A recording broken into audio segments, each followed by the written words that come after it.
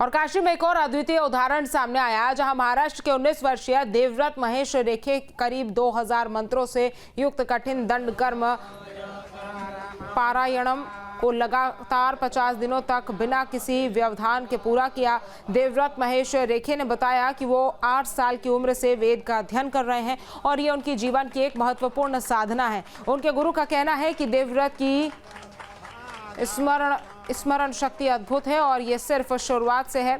आगे वो ये भी कहते हैं कि वो बड़े कीर्तिमान काशी में स्थापित करेंगे।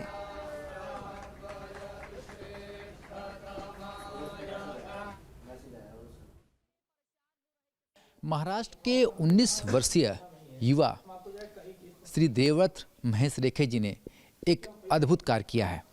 2000 वैदिक मंत्रों को न सिर्फ कंठस्थ किया बल्कि 50 दिनों तक शुद्ध आचरण के साथ उसका पाठ करते रहे। ये अपने आप में एक कीर्तिमान है और युवा पीढ़ी के लिए प्रेरणा है।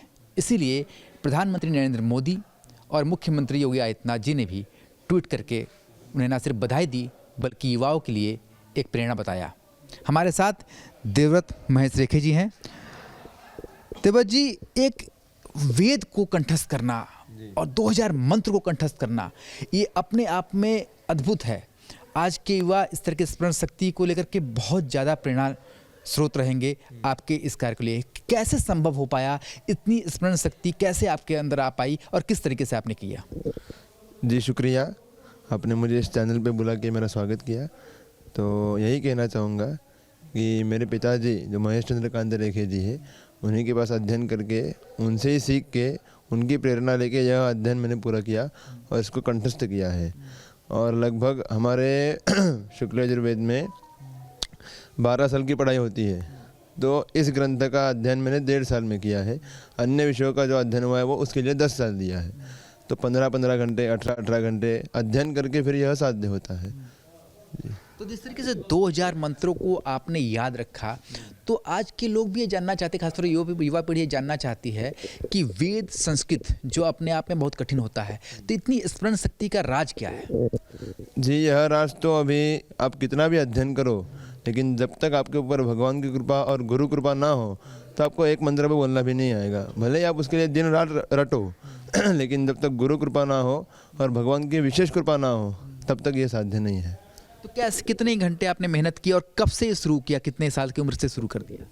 8 साल की उम्र में अध्ययन शुरू हुआ था, आज 19 साल की उम्र है। तो इतने साल में अध्ययन ही कर रहे थे और रोज़ जैसे अध्ययन बढ़ते गया 15 घंटे 18 घंटे जैसे समय मिले वैसे बैठ के अध्ययन किया है।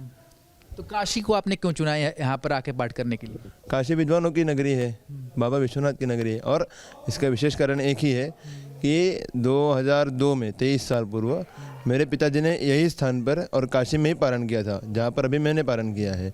तो जहाँ पर पिताजी ने बैठ के पारण किया है उधर ही उसी स्थान पर बैठकर गुरु चरणों में अपनी सेवा समर्पित करने की इच्छा थी, इसलिए काशी चुना।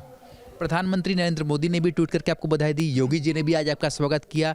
आपने कभी सोचा था कि आपकी जो मेहनत का फल कुछ इस तरीके से आप बाहर आएगा?